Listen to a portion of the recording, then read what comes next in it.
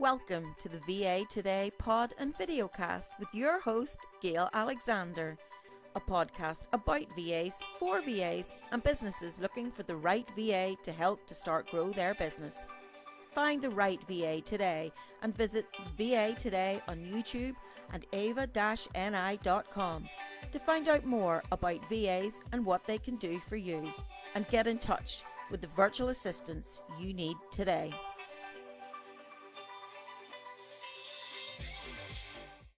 Hi everyone, welcome to the VA Today with me, Gail Alexander, and today I'm joined by Jo Hanby, and her business is Big Change Coaching.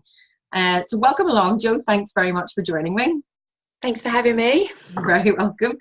I actually came across Jo when listening to another podcast, Social BNI, and her business is sort of like a mindfulness coach and happiness coach and Reiki and animal Reiki, so it was really intriguing background, but also she was a VA, so hence why I really wanted to talk to her.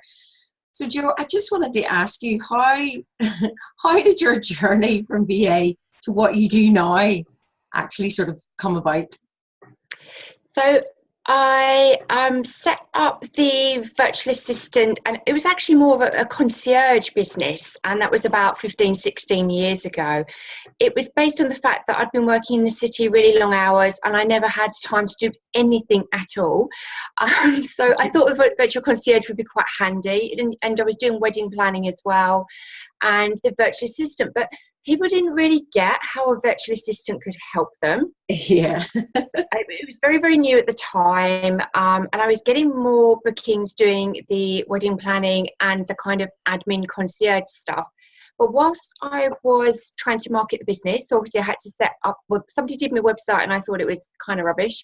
So I learned how to do it myself. My partner at the time was in design and print, so we were kind of doing that. So we was learning everything and I was offering it, but as I said, it wasn't really going where I wanted to go. But I knew that I did want to work online at home. So we set up a design and print agency. We were doing websites, so I was learning all that. I was learning the social, not social media, we didn't have it back in those days, search engine optimization. So I was doing all of that, the web marketing. I got approached by buyer to buy my wedding planning business. So that and the concierge kind of moved away. I was still doing the VA work, but it started moving over to when we were getting clients for the website design and print. They wanted me to do bits of marketing and bits of copywriting and proofing and sort of that. So there was still the VA side of it, which I really did enjoy. Yeah. And then we set up, well, there was nowhere to really market our website business locally. So we decided to create a magazine because it just made sense, really. So we started getting loads of work for startups who wanted the website design and print. Again, I was still doing bits of marketing and VA stuff for them as well. And then from there, I set up the wedding dress online business as well. So it's kind of grown. I was doing other bits and pieces as well. And then I also had a day spa as well. Why have one business when you can have three is kind of seems to be my motto. So I kept all of those for quite some time. And then I had a couple of accidents because I wasn't really looking after myself after I'd had them. Yeah. And so it was taking me a long while to recover. So eventually I closed the day spa, took a couple of years out to learn how to walk again. Because I couldn't really sit at a desk or anything like that. So I needed to find something that I could do from home yet again. So although it wasn't being a virtual assistant, the element of being self-employed and helping other people from your home office was always something I wanted to keep up. So I started doing a bit of I thought about having a massage, and I thought, no, I think I'll go and have some Reiki. And I decided to, instead of having it, I decided to learn it. As you do. Then I realised that you could do Reiki on animals, and I thought, oh, that would be cool, because I'd literally just adopted a dog. So I thought, and she was a rescue, and she needed some help. So I started learning that, and that was really interesting because that became the journey to looking after yourself, which I'd never really done by being self-employed, because before that I worked in the city 89, 90 hours a week. So when I became self-employed, I kept those hours up. Yeah, that's what you're used to. Yeah, I mean, I'd been working, I used to start work at midnight. And so because by the time I got home at midday, I couldn't sleep. So I was used to working really, really long hours. Yeah. When you're self-employed, you constantly think you need to be working because it's your baby. It's something you're looking after. Yeah. Yeah. Not only are there clients who think that they can contact you because that's when they want to speak to you, but we feel that we need to reply to them there and then. Mm-hmm. Because if we don't, someone else will, and we want to get that client. And I think people just work themselves ragged, and it's taken me 15 years to actually work out that we do not need to be obsessing about working 50, 60, 70, 80 hours a week just because we're self-employed, and that we need to put boundaries in with the clients. And I think with VAs as well, it's kind of important because their clients, they're really busy, they're working really long hours, they kind of expect the VA to do it. And I think a lot of VAs as well, sometimes they want to work in the evenings because they've got young families, but then it's kind of work all day, or they're with the kids, whatever they're doing, they're running around, maybe doing a bit of work while the child is out or whatever, but then they don't have any time for self-care. So I started kind of doing some meditation, doing yoga, and just doing bits and pieces like that. And because I was just about by then able to start working again. I could walk and sit and stuff. And I had a business coach at the time, and she said, "I think you should become a business coach." And I was like, "Well," I was like, but because I'd done lots of consultancy when I had my own businesses, so I was meeting a lot of new businesses, and I was saying, well, if you did this, we did this, and this worked, and this marketing, So you were already helping. Yeah, I'd been, and obviously I'd had my own business when I'd had lots of staff, so I was very used to kind of being a leader, perhaps, and sort of consulting as well. So coaching, I was like, not sure if I like that idea, but I don't mind being a consultant. So she said, well, write me a business plan. You've got 2 weeks. She had it within an hour. And the next morning, I found my perfect client. A hopper stayed the next morning on Facebook. That's incredible. I know. So new business born. But I wasn't sure whether it was going to work or whatever. So I didn't spend anything on it until I'd got her to pay her first invoice. So she was a spa, and they wanted an accountability coach between the two owners who were family. And I really like accountability. I just think it's so important with any business owner. So I started working with her, and I worked with quite a lot of clients, mainly startups, some of them in beauty industry, because obviously that's where my background is. But I was finding the same problem with all of them, and that was the fact that they had no accountability. Right. They quite often didn't have the right mindset, by which I mean it was, I'm just working crazy hours, and it's a bit like throwing spaghetti. They don't really know what they're doing, but they think because they've listened to everything online and they've done this course, and that's another thing, course junkies.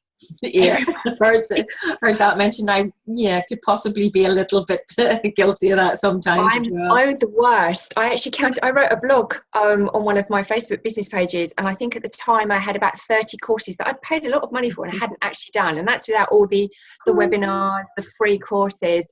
And that was a couple of years ago. And there is, when you're new, you just feel like you have to learn everything. And I think that's, it's quite sort of pertinent what you're saying is virtual assistants, because they feel under such pressure to keep up to date with the latest tools, the latest way to do things, the latest processes, that they are lifelong learners, and they want to be like that. They're interested in that, but they do it to extremes, and I am guilty of that myself. I think you're right. They do need to keep up to date with things, but it's not that you need to learn everything new that is coming out. So it's almost like know your niche and know what you're doing. So yes, if you're offering social media, you would need to be, well, do you need to know all platforms? Could you just sort of focus on several of them? I think some VAs kind of either stick very closely to what they do, and that maybe sometimes limits them, or they feel under pressure to learn everything and do everything, as you say. And it just gets too much, doesn't it? And then there's no self-care, then the motivation goes and everything starts spiraling down. And this is what I was finding with my clients. They started off, they thought they knew what they were doing, and then they realised it was really, really hard to get consistent clients. Got demotivated, didn't really do anything, didn't want to do the accountability, stopped. Yeah. And the first thing I'll say is, well, actually, you need to get you in the right frame of mind to be able to cope with your business. If your business gets busy, how are you going to cope when you're exhausted? Yeah. And this was something I was talking to the lady yesterday. She was saying it's all down to your mindset. You have to have a positive mindset. And if you're not happy, if you're not healthy, you're never going to have a happy mindset. And so that's the main reason why I did want to speak with you today about your mentoring, your coaching, and your happiness coaching as well. And it's all about self-care. And as you were saying about how VAs tend to work those long hours because it's their own business, their baby, and they work all the hours that they want to, or they feel they should do, but yet they really should be, and myself included, and should be factoring in and blocking in time as part of the work for themselves. So it's like, and I like that you say blocking. I mean, because I actually do, I work with Trello boards a lot with my clients. So they have the cards, we plan what they're doing, and I can look in and see when they're doing it. And every week we have to factor in their self-care. Yeah. Every single week. And I will, if they say I don't have time to do it, I'll look at their time. I get timesheets off some of my clients. If they keep saying I'm too busy to do things, so what are you doing with your time? It doesn't matter whether they're a business coaching, consultancy client, or they're life coaching. What are you doing with your time? Is it the best use of your time? Yeah. And another thing I say is, if you were the CEO of a company, how would you show up for work in that day? Do you think you'd be not looking after yourself? You know, there's always this tendency to work in pajamas as well. It works for some people, it doesn't work for others, but you know, it's kind of showing up and imagining that you are managing your business. And there's loads of staff. Would you be the way that you are? Would you let your staff look after themselves the way that you look after yourself? So self-care just has to be factored in every single day. And I just don't think you can get 15 minutes every day. Yeah. And I think when you're saying about if you were the CEO, well, VAs really are. They are everything. They are the CEO. And they have to look after the assets, and their assets are themselves. So, you know, they have to, because if you were in a large business and you were running to the ground, you would hear people grumbling and saying, oh, we have to do this. We don't have time to go. People would, you know, they would complain. So it's the exact same thing, but because you're the head of the business, you're also the worker and you're also the stakeholder.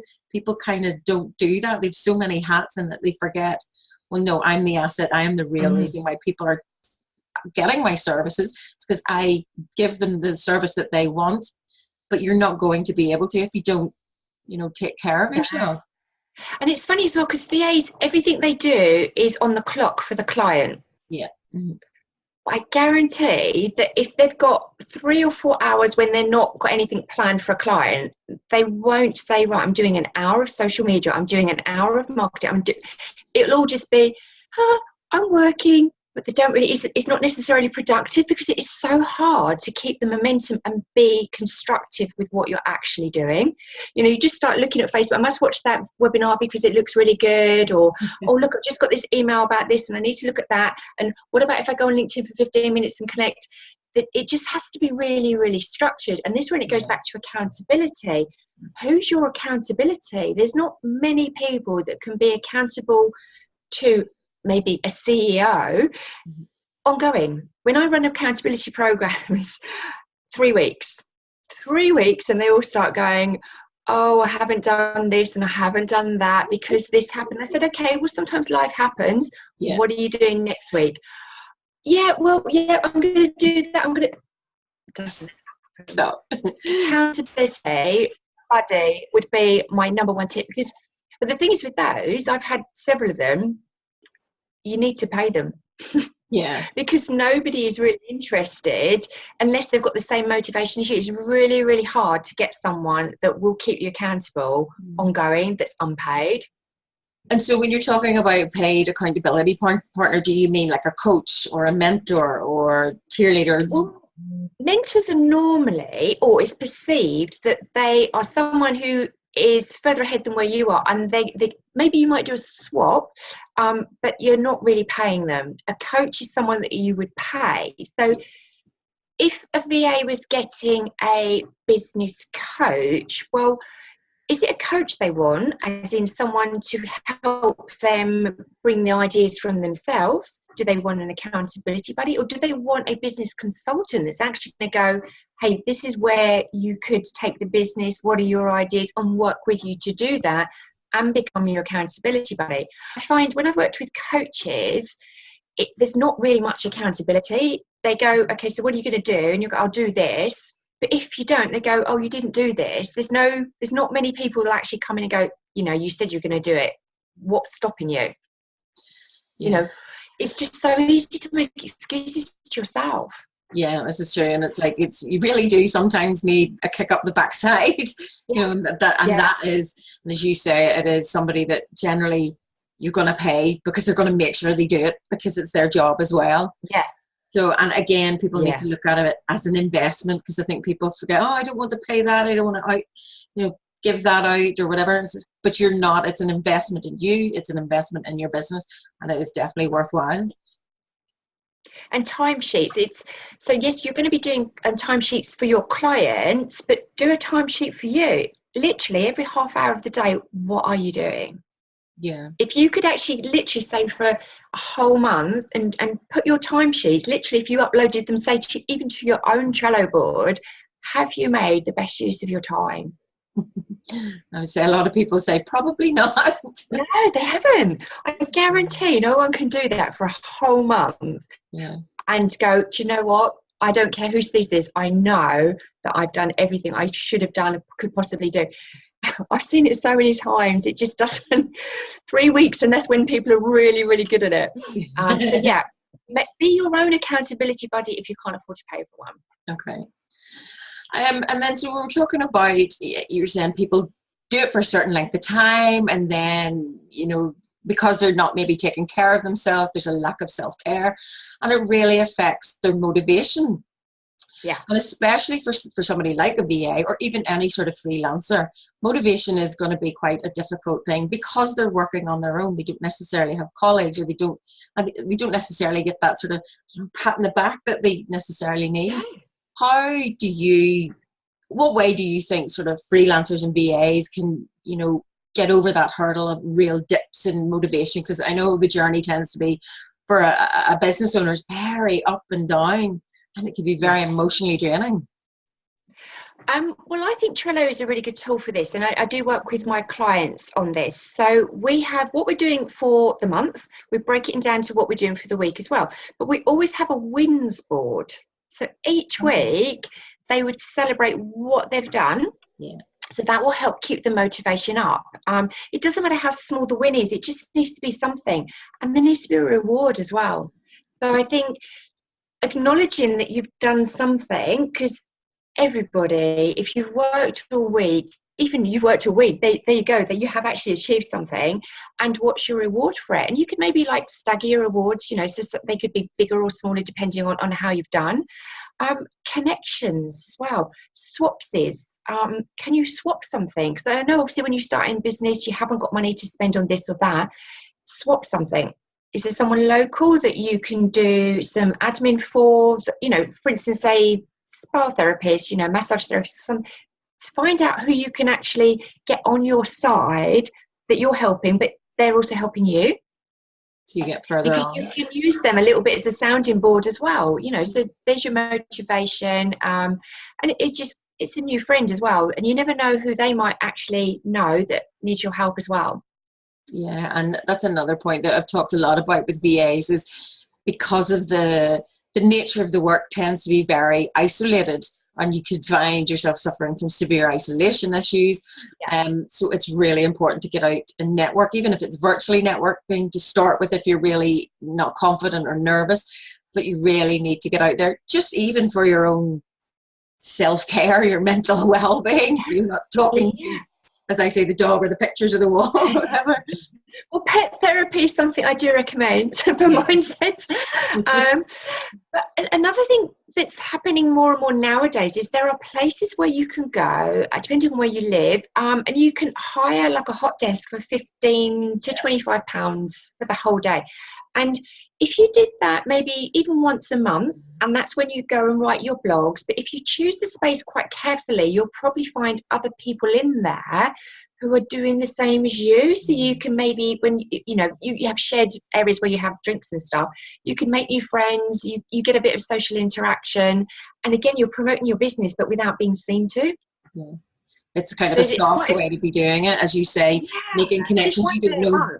Yeah, you don't know who's going to come back to you at some stage and go, oh, I heard you did this a while ago. I didn't need it then, but I do now. So, yeah. But it also gets you out of the house. Yeah, it gets you out of the house. It gets you, maybe you could have like a proper lunch break and walk around the area or something. It's changing your location, which obviously will help your thought process. So I find that's really good I always recommend that you batch up your work. So when you're doing your blogs, don't just do one, set aside a couple of hours, because once you start writing as well, you'll find that the flow goes.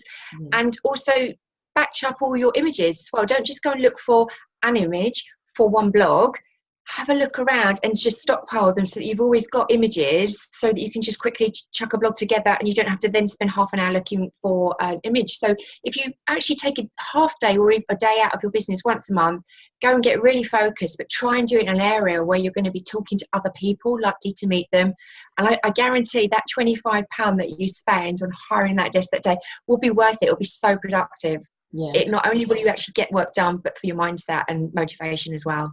Yeah, and it's also a good sort of, it breaks the cabin fever of being in the same space at the same time. And I think it conjures up or stirs those sort of creative pieces as well. I tend to use the library because it's free. Yeah, the library is another good one because it is free. But, sometimes when I've done that, I found that the children come in. You have to be a bit careful at what time you do, because at the lunchtime at 3 o'clock, happy rhyme time, mummy singing, yes, or Scrabble. I have a lot of people that come in and play Scrabble quite loudly. In my library. They're not as quiet as you think, libraries, actually. No, they're not at all. You can go in there with a bottle of water for 3 hours. It's cost you nothing, and it's got you out the house. It's different mindsets, so give it a go. Yeah, definitely. So I just wanted to talk to you about the sort of Reiki and the animal Reiki, and how taking time to address your personal, physical and mental health is something that we were talking that should be factored in. And do you use, your Reiki training, do you use that with your own clients to help them with their own sort of personal development and mental health, which then just pays dividend into their business life? But just explore a wee bit into this, because I do know about Reiki, but as you said, I've never heard anything about animal Reiki. Oh, okay. Well, funny enough, a lot of my coaching clients actually start off or come to me because they know I do Reiki. Okay. So they'll have a business and they'll hire me as a business consultant because I do Reiki, because they like Reiki. Right. So, people like people who are like them. Yeah. It's like I got a referral for a Reiki client, and she's now a life coaching client. And not only that, she has a business that's in a wedding dress business. I have a wedding dress business. So I'm doing wedding business coaching for them as well. So it all kind of links in. And I'm really a firm believer that the right clients will find you. And this was something I wanted to go back to. When I was saying that we work really, really long hours. Yeah. So over the last year, now, I don't know if you know anything about masculine and feminine energy. So this is... Okay. So masculine is when you're very busy doing all the time, it's kind of getting things done, alpha kind of thing. Yeah. Feminine energy is when you're more in flow and trust and just ease, and you just trust that everything's going to happen.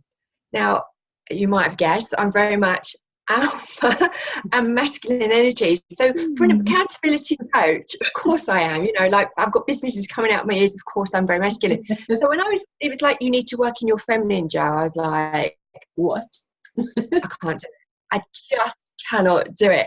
However, the more you practice Reiki and energy alignment and just trusting that things will happen, the more the right things come for you. So I could spend all month busting a gut, trying to get clients panicking, or I could spend a month just pootling around, being happy, doing my mindfulness, doing the meditation, trusting, looking after myself, same amount of clients. Yeah. More clients. The less I work, the more clients I get now, because they come to me. Yeah. Which, as you say, it's kind of like, really? If someone told me that, I'm not sure I'd actually believe them, but I swear it's true. It's because you're sort of more comfortable and you're happy and at ease, and then that'll radiate confidence as well. And I think that, and it's another conversation I had with another VA in Australia, it's letting your personality show, because we were talking about her name and it's Crazy Cat VA, and it's like, some people may think that's unprofessional, and it's like, well, no, it describes her personality. And as you say, the right type of clients will come to her because of that personality, because one, they'll see the services she does, which so many other people will do the same services, but it's that personality, that's confidence, and that similarity that the right clients will go to her because of. Yeah, people like people who like them. But that's what's really interesting. So when I was doing, Accelerate Business Coaching, I still do run. And I do get clients come through, especially in the beauty industry, beauty and wedding industry. They will find me and I'll work with them. And we'll probably end up doing a bit of life and personal coaching with them as well. But last year, I realised that I was doing a lot of mindset and life coaching with clients who were hiring me for business, but it was actually more and more life coaching. So I retrained to be a specifically happiness life coach. And I've got my psychotherapy and counselling as well, and I've done an NLP practitioner. So I had all these tools now, and obviously I've got the Reiki and I've got the business coaching, and I was a bit like, well, now I sound a bit weird. I'm kind of masculine, and now I'm feminine, and I don't get it. It's like there's two people in this one business. Is it really confusing for people? So I'm in a mastermind group, and we are a little bit spiritual. There's a couple of Reiki people in there as well.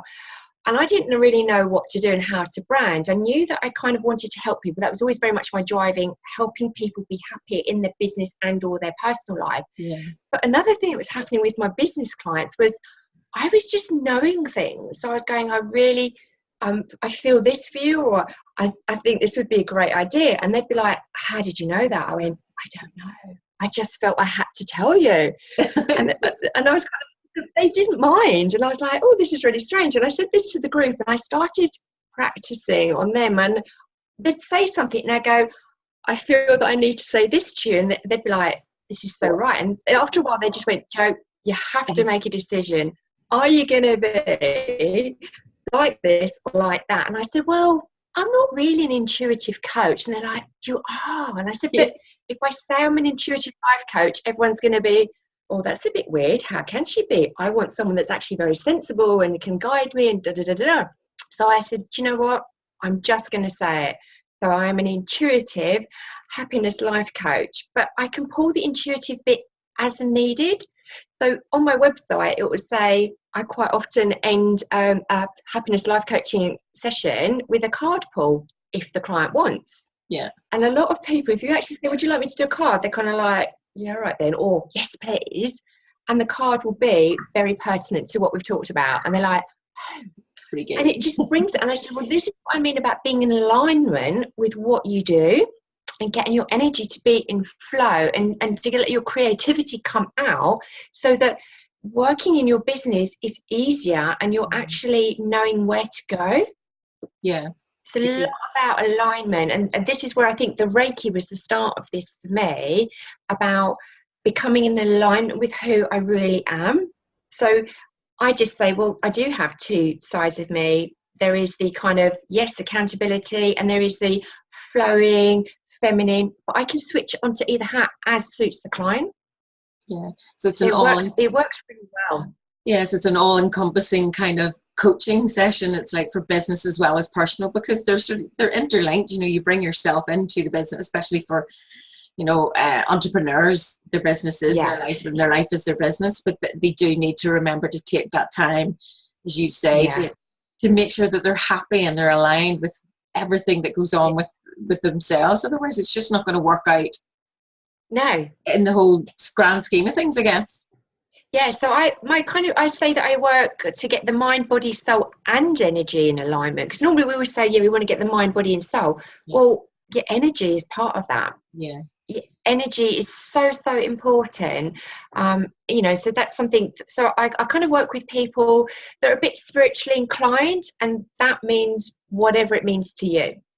If you think, oh, that sounds quite interesting, then yes, I'd be the happiness coach for you. But if you're kind of like, whoa, then, you know, it's something you can bring in as needed. Yeah, it's sort of like somebody's open to it as well.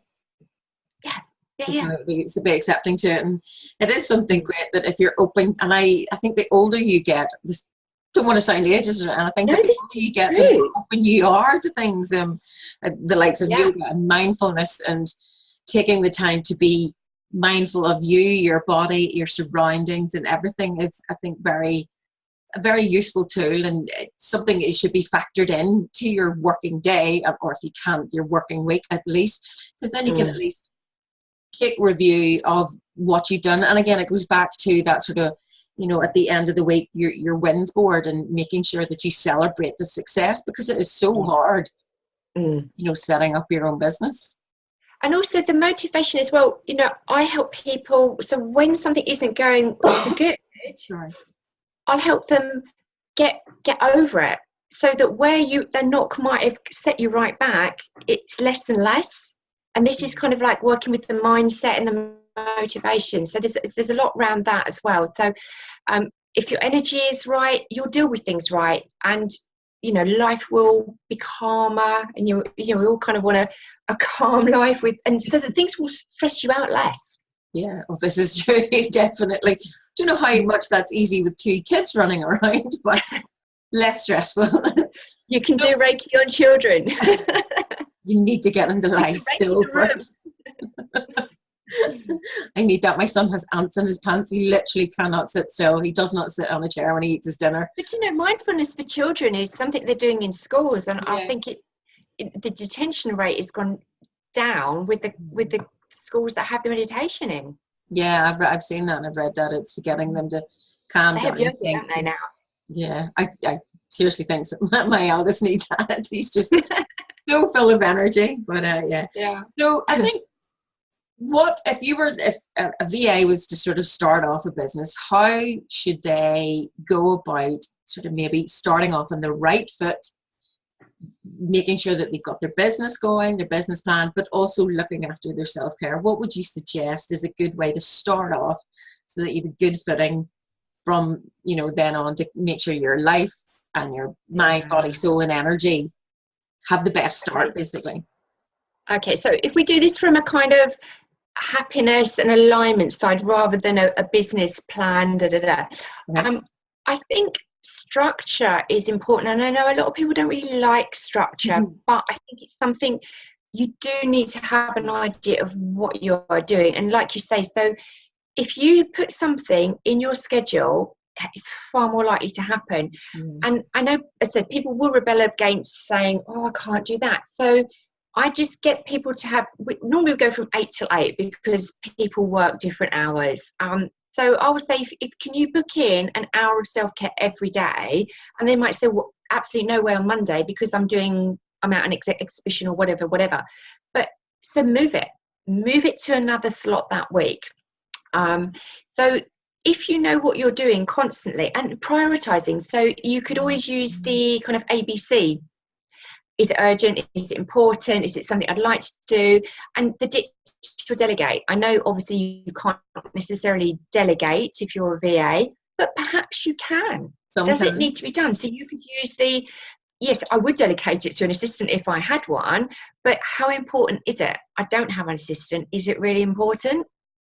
So I think it's about prioritizing and scheduling and accountability. Okay. So if you're scheduling your happiness, that's going to be easier because you'll be in the right mindset. Yeah, If definitely. you start resenting your business and your clients in the nicest possible way, it's not doing any of you any good, really, is it? Yeah, and it's just like being back at that office, that 9 to 5. You just, I don't want to be here. And that's what it'll end up being like at home. And you really don't want that in your own home. Yes. Yeah. And so just sort of lastly, what if, if somebody was asking you, what's the best way to, maybe take an hour of self-care? What thing would you suggest? Or is it dependent on the person, I guess? What kind of thing would you do? Would it be go for a walk? Would it be some massage? Would it be some meditation? Would it be yoga? Or what would you suggest is a really good way if they could only have a quick half an hour or something? I actually, for an overall month, I would ask my clients so I have an exercise called My Perfect Day. Okay. And you can use it in your business. So like my perfect day would look like, so it might be something like I work from 9 till 12, I have a 1 hour lunch break. So you could, if you looked at your perfect day, what would actually be in that day? So it might be I have breakfast with my children or my partner or something. So whatever those things that make up your perfect day, put them in your week. But also I say, if you had a free day over the month, and obviously you include weekends, what would you do if you had half a day, if you had 2 hours, if you had an hour? So if you make it, I call it a toolbox. So at various amounts of time, what would you like doing in that time? So half an hour, can't really have a massage because you'd need to go out. But what can you do in that half an hour that you would like to do? So if you knew everything you like to do for each time scale, when you look at your week, there's always 15 minutes, even if it is taking a cup of tea and calling a friend. That's probably the smallest one. Calling someone and just saying, I've only got 15 minutes, but I want to say hi and catch up with you, and just do something tiny. Yeah. It just needs to be something. Yeah. Like when you feel guilty for looking after yourself, I go, if it makes you feel guilty, that's self-care. It's probably quite true. But yeah. In a way, it's true, isn't it? Yeah. But I think that point of actually just even ringing a friend, if they're not at work and they can talk, but I think that's something actually a lot of people are so guilty of. It's like, oh, I'm going to ring them and then I can't, I'll just send a text message, and then even that doesn't happen. So actually even factoring in that 10-minute call, it's a break for you, and it's actually keeping up to date with your friends as well. And it's, I think that's really good for your own life, because I think so many people are just guilty of it in this day and age of social media, especially, that real life interaction is seriously lacking. So actually, going back to social media, I was just about to say one of the things, it's like, could you get a motivation meme come through every day on your phone?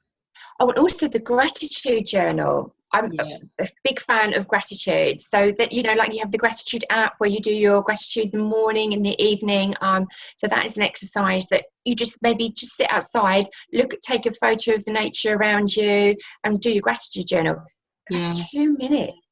2 minutes. So it's something that a previous coach that I've had has said to me. It's like a wee journal. You sit by your bed and write 3 things that you're happy or you're thankful for that day, and it might be the smallest thing that, I don't know, your child had decided to come and give you a picture because you made them a really nice tea, or they said that, just something as small as that, and it means you go to bed with a happy, your brain's not going over and over and over again of something horrible. It's like you thought something happy, and happy thoughts means happier sleep, and of course we all know how much we need our sleep. A lot of people do that in the morning, but then again, sometimes people are going to be like, oh, I'm in a rush, I haven't done my gratitude. So work out what time it works for you, or maybe put an alarm on your phone. Yeah. And always have your phone covered. So another thing quickly, just going to sort of motivation, make a vision board. What do you actually want, maybe in your business or your life? Make a vision board, maybe do it on Pinterest, and have that as the screensaver on your phone. Or I always have something about my vision board as a screensaver on my phone. I have to do that. I have a vision board it's underneath the desk with stuff to be pinned to. But it's a good idea to take a picture of it so you see it all the time. Although it's like, my kids are my vision board. I suppose I'll have to split it. Well, you could just you could change them around every week, because you wouldn't want to keep looking at the same thing, because your vision board is going to change regularly anyway, I would think, because as you progress, you want different things, don't you? Yeah, this is true. Although mine keeps the caravan, it keeps staying there. Still haven't managed to get that. But yeah, no, I think all of those tools are something that are really pertinent to everyone, but especially for a VA. I think, vision boards, gratuities, and accountability, and self-care, and time blocking are all really excellent pointers that we should all take, and we should definitely take a time to make 5 minutes to do some of these things every day, and they will pay dividends in the business. Yeah, because it becomes a habit, and the more you do, the more you get. As I said, being like a kind of I must do more person to actually be saying, do you know what, you actually need to be doing less. Yeah, you can't do everything. There's not enough hours in the day. You literally can't, because there will always be something new coming in. So it's prioritizing. And I think with VAs as well, it's very important to be very clear about who your clients are, the ideal clients are. Yeah. Just even if you have to put a poll on your website, so whenever I've looked for VAs, quite often I find that I don't actually know what they do, because they just tell me they're going to do the things that I don't want to do. I'm like, you don't know what I don't want to do.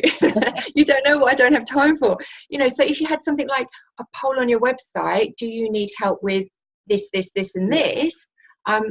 It kind of gives you an idea of what people actually want to get their help with, and it's a leading conversation point to talk to them as well, isn't it? So that would be a tip for when I've tried to find VAs before.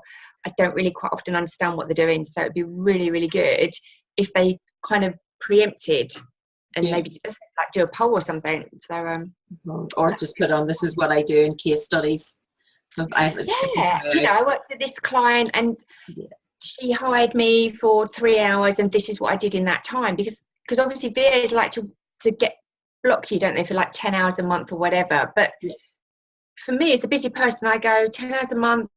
Well, how do I make it be 10 hours? And it's all kind of like, so yeah, it's kind of knowing exactly what I could give over, so that I can actually make use of the person. So I think we were talking all about here, it's about clarity, and it goes both ways. It's sort of like saying you're being clear that I either work 10 hours a month, or a specific project, and you were saying earlier about setting boundaries, and it's you're setting that these are the times I am available, but not outside these. I will get your message, but I will not reply. And it's making sure that the client knows from the outset. So it's just all about clarity, so that they understand what you provide exactly, and they're not expecting, well, I wanted this done, and you said, no, but I only provide this. I only provide work on Instagram, maybe not on Pinterest, but they're expecting it all. And then saying, I only provide, support, or this many hours a day, a week, or whatever, and inside these working hours. And that's what I have to do specifically, because my kids are so young. But it's all about, I think, the clarity between the customer, the client, and yourself. Yeah, I mean, I do know VAs that will say to me, well, yes, I'll be doing that on Thursday night. And I'm like, great, but I know that I can't then, if they sent it to me and then you reply, it's kind of, the VA is going to feel like that she needs to reply, and it's difficult, isn't it? Because you want to.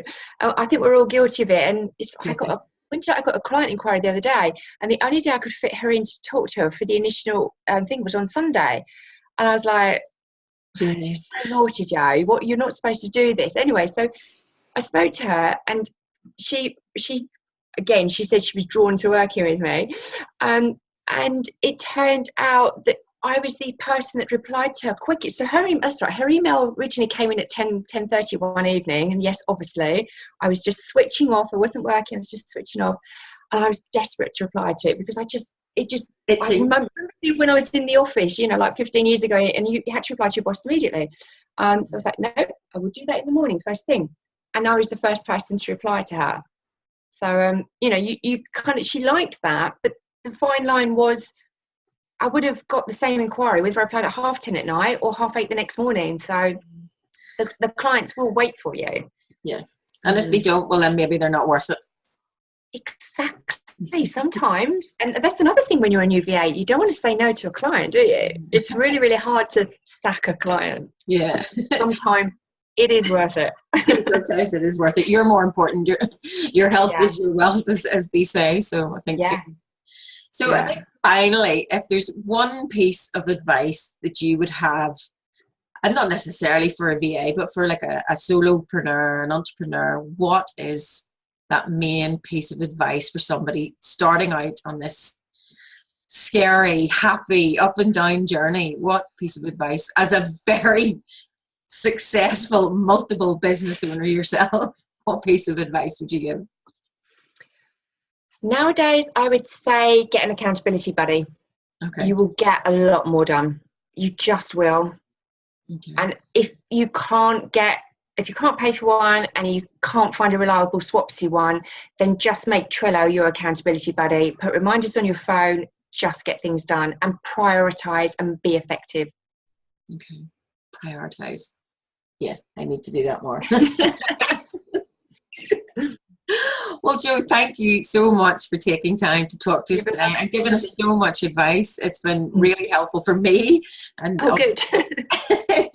and I'm just so pleased that you were really open to talking to me today, because you were a VA a long time ago and you're not anymore. But it's just so interesting, your journey and your experience is just so vast. So I think you're such an amazing person to talk to. I still do VA work, that's kind of one other reason. I just don't promote it. So I still do marketing VA work for clients, but it's more when they are my clients rather than looking for them as such. But so no, it's been an interesting journey.